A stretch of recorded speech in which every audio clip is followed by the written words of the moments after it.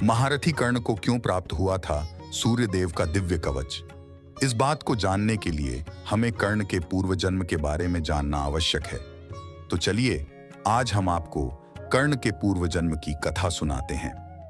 बहुत समय पहले दंबोदभव नामक एक राजा सूर्यदेव को प्रसन्न करके उनसे अमरत्व का वरदान प्राप्त करने के लिए कठिन तपस्या कर रहा था। कई वर्षों तक तपस्या के बाद सूर्यदेव उसकी तपस्या से प्रसन्न होकर दंबोदभव के समक्ष प्रकट हुए और उससे वर मांगने को कहा। तब दंबोदभव ने अमरत्व का वर मांगा, किंतु सूर्यदेव ने उससे कहा कि जो भी इस पृथ्वी पर पैदा होता है उसे मृत्यु को प्राप्त होना ही पड़ता है।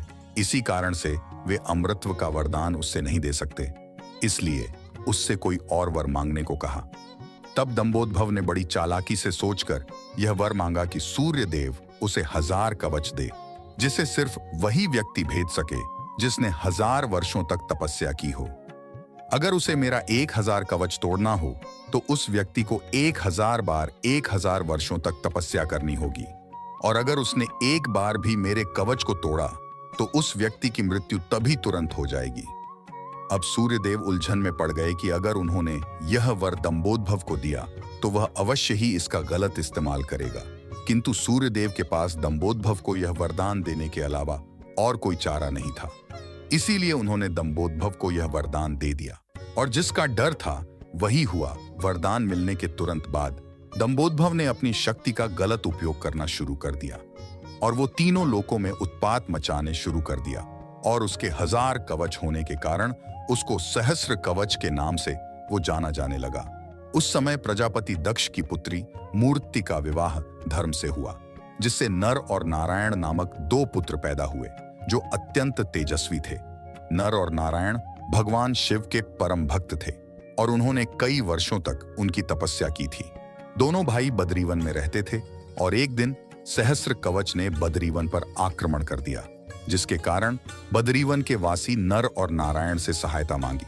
बद्रीवन की रक्षा के लिए नर ने सहस्र कवच से युद्ध किया और यह युद्ध लंबे समय तक चलता रहा, और नर ने सहस्र कवच का एक कवच तोड़ दिया, जिसके कारण उसकी मृत्यु हो गई और वह जमीन पर गिर गया।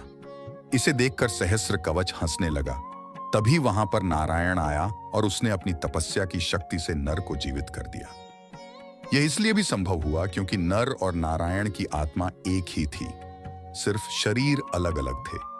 इसे देखकर सहस्र कवच आश्चर्यचकित हो गया और इसके तुरंत बाद नारायण ने उसके साथ युद्ध करना आरंभ किया और नर चला गया 1000 वर्षों तक तपस्या करने। और जैसे ही नारायण ने सहस्र कवच का एक और कवच तोड़ा तो उसकी भी मृत्यु हो गई, और उस वक्त नर ने आकर उसे पुनर्जीवित किया और यह ऐसे ही चलता गया। नर और नारायण ने मिलकर सहस्र कवच का 989 कवच तोड़ डाले, और जब सहस्र कवच के पास सिर्फ एक ही कवच बचा था तो वह सूर्यदेव के शरण में चला गया। और उस समय पृथ्वी पर त्रेता युग समाप्त हो गया था और द्वापर युग शुरू हुआ था।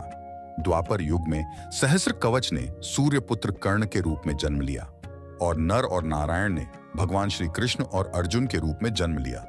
द्वापर युग में पांडवों और कौरवों के आपसी मतभेद के कारण कुरुक्षेत्र का युद्ध आरंभ हुआ, और उस समय इंद्रदेव ने दानवीर कर्ण से उसके पास मौजूद अंतिम कवच को दान में मांग लिया, और दानवीर कर्ण ने बिना कुछ सोचे उसे दान में दे दिया, जिसके कारण अर्जुन ने कुरुक्षेत्र के युद्ध में कर्ण का वध किया और इससे बरसों से चल रहे इस महायुद्ध की समाप्ति हुई।